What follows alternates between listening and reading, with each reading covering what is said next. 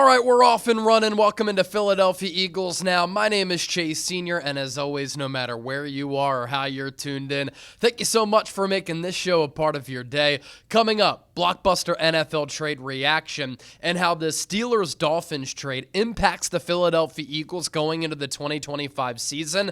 The trade details. Obviously, this trade went down on the final day of June on the 30th, Monday. Steelers receiving Jalen Ramsey, multi-time All-Pro cornerback, and Pro Bowl tight end Jonnu Smith. Pittsburgh also gets a 2027 7th-round pick from the Miami Dolphins. The Dolphins receive All-Pro safety Minkah Fitzpatrick, who's still at the top of his game. He's been an All-Pro in recent years, a Pro Bowler last year, and a 2027 5th-round pick. And with this trade, and with the moves that the Steelers have made across the state from Philadelphia this offseason, clearly goes to show that the Steelers are all in on 2025.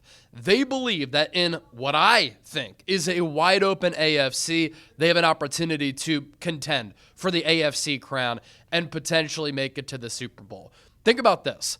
Mike Tomlin is a top 10 head coach in the NFL, in my opinion, and he has this innate ability to manage personalities. Le'Veon Bell, Antonio Brown, now Aaron Rodgers, and Jalen Ramsey, Ben Roethlisberger, not the easiest dude to deal with, right? And so he's so good at that. But it's not like he's a scheme artist or some wizard as an offensive play caller or a defensive play caller. But he is a great CEO head coach, like Nick Sirianni. Doesn't call plays, but has built a great culture, has won a lot, has the respect of his players, but Mike Tomlin has not won a playoff game since 2016. He has never had a below 500 season. That's so impressive. But he has not won a playoff game since 2016. Ladies and gentlemen, we're approaching a decade of the Steelers, a great organization, not having a playoff victory. That would never fly in the city of Philadelphia. Jeffrey Lurie got rid of Andy Reid after 14 years because toward the end, it started to get stale. He got rid of Doug Peterson a couple of years after he brought Philadelphia their first Lombardi trophy. Chip Kelly won double-digit games his first 2 years. Year 3, he's cooked. All right? So the Steelers have this unbelievable amount of patience with Mike Tomlin that just would not happen in Philadelphia. But now, ownership, Omar Khan, the GM, Mike Tomlin, the coaching staff, they're all in unison. They're going all in on 2025. Signed Aaron Rodgers, a move that I actually like. Toward the end of the year, he played pretty well for a New York Jets team that fired its head coach, has an awful owner, and Aaron Rodgers didn't have an offensive coordinator. I mean, he threw for, nearly 4,000 yards last year? And so him going to Pittsburgh, they can play ball control and smart football offensively. They can lean on that defense, lean on that ground game. I think that Aaron Rodgers can work very well there. I think the Kansas City Chiefs are vulnerable. The Buffalo Bills always choke. The Cincinnati Bengals and Joe Burrow, they don't have a defense. Lamar Jackson doesn't have a lot of playoff success. There are young and up-and-coming teams like the Denver Broncos and the Los Angeles Chargers, but Pittsburgh can compete with them.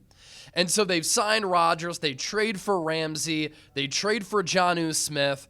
They made the trade for DK Metcalf. They traded away George Pickens. This is a pretty good team.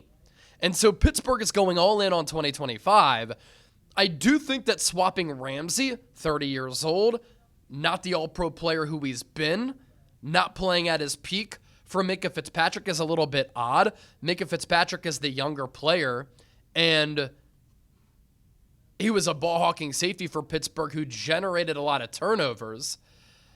And now Pittsburgh is so deep at that cornerback position.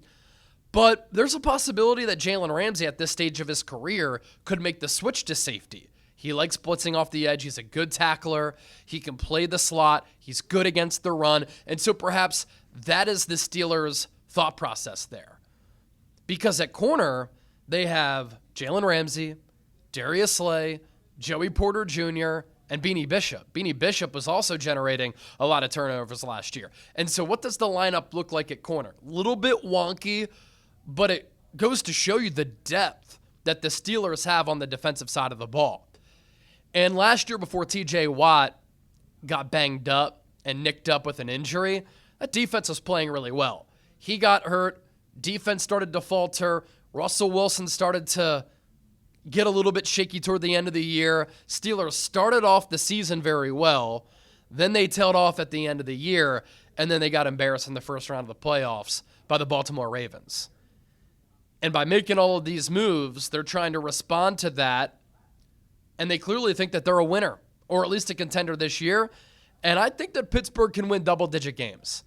As for the Miami Dolphins, they get some flexibility here. They save over $10 million with this move, and if the Minkah Fitzpatrick trade does not work out, which I believe they won this trade because they get the better player among the three who were dealt combined, Jonnu Smith, Jalen Ramsey, Minkah Fitzpatrick, they can move off of him after this year. He has 2 more years left on his contract. That final year, kind of a dummy dead year. And so if it blows up in the Dolphins' faces, they can just move off of Minkah after 2025. Ironically enough, they drafted him, and then they traded him to Pittsburgh during his second year. He becomes, I think, a 5-time All-Pro player with Pittsburgh, and now the Dolphins get him back. Speaking of Miami, they are a team going into the 2025 season I have no clue about. They can't win in cold weather.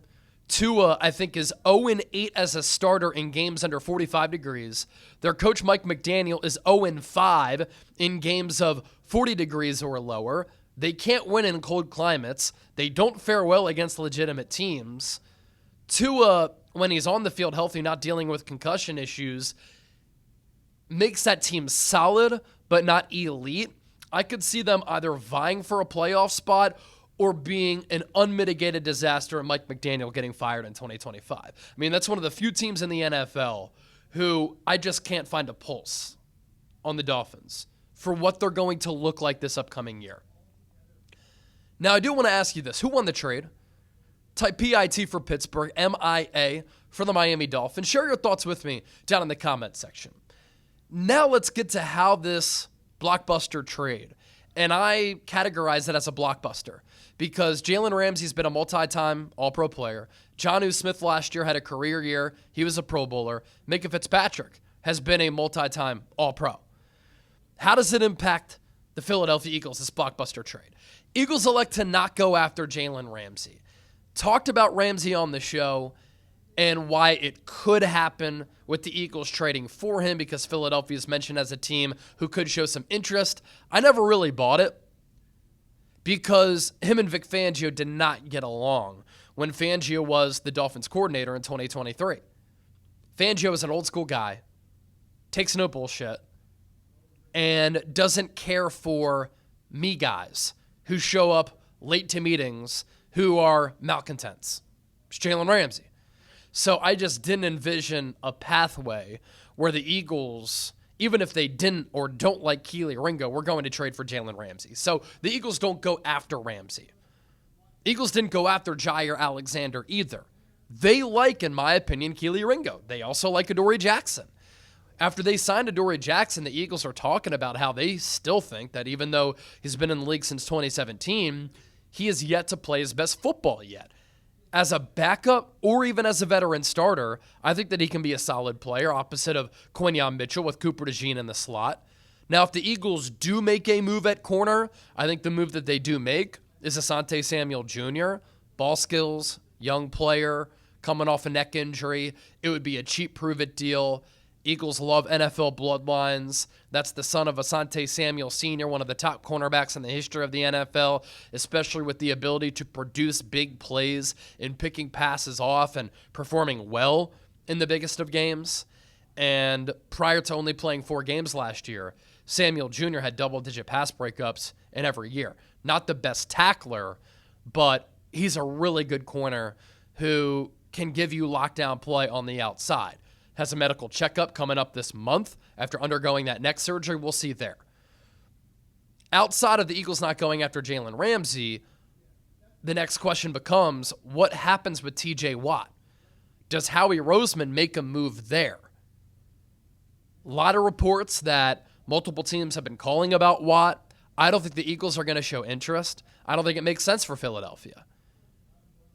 All offseason, the Eagles have let players go. They have made moves to open up cap space and cash so that they can lock down some of their building blocks in the future. And those building blocks include Jalen Carter and Nolan Smith, who are contract extension eligible after this year. It includes Reed Blankenship, who's extension eligible right now. Nakobe Dean is going to be a free agent after this year. We'll see if he can get healthy. Then you also have the budget for Quinyon Mitchell and Cooper DeJean. That's going to be here before we know it. Dallas Goedert's on a one-year deal. He's an older player, obviously.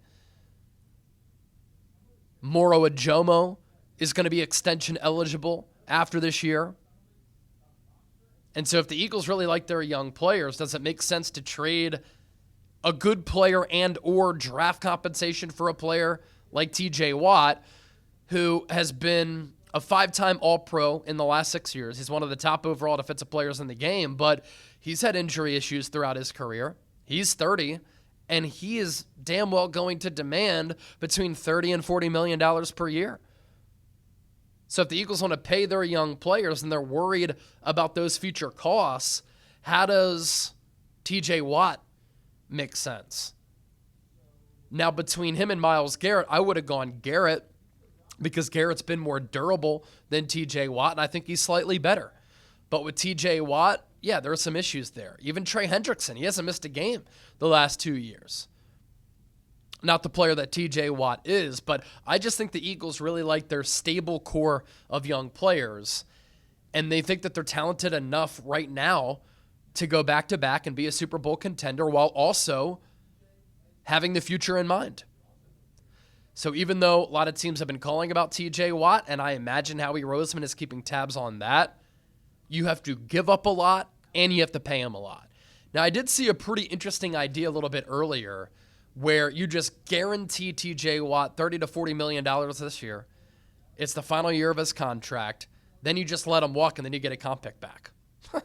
That would be a brilliant move by Howie Roseman. But I think TJ Watt wants that long-term security. He would definitely make your team better. It just doesn't fit what the Eagles have done and what they've set up to this point. And then lastly, how this impacts the Eagles. This was a trade that happened on June 30th.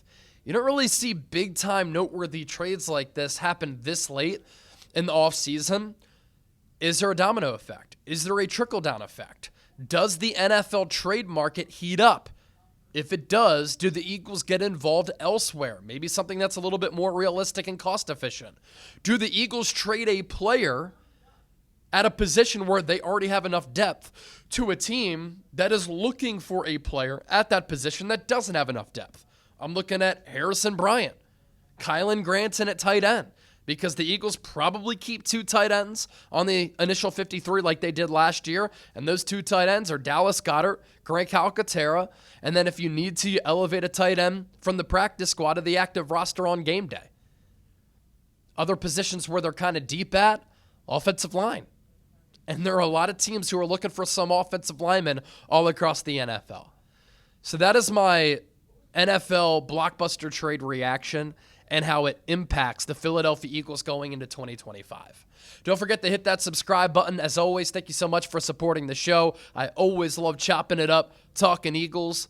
That's what we do every single day right here on this show.